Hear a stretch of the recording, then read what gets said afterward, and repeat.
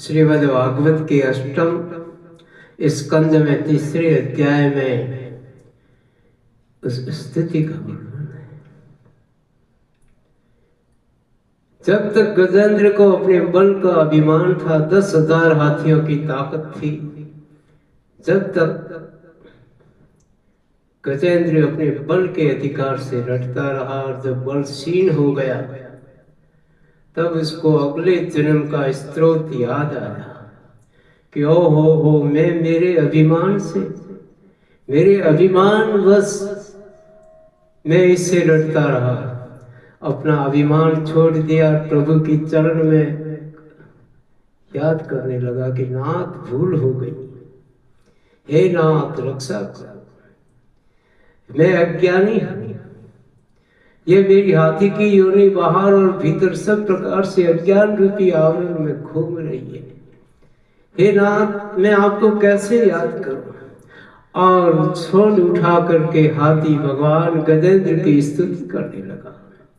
तो सुखदेव जी महाराज कहते हैं कि परीक्षित अपनी बुद्धि से ऐसा निश्चय करके गजेंद्र ने अपने मन को हृदय में एकाग्र किया और फिर पूर्व जन्म में सीखे हुए स्रोत का द्वारा भगवान की स्तुति करने लगा।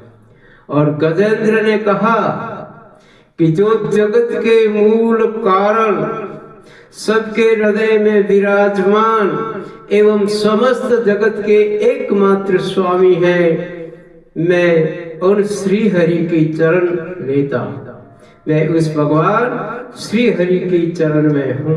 हे नाथ आपको नमस्कार, हे भगवान मैं आपको नमस्कार करता हूं, प्रेम से आपका ध्यान धरता हूं।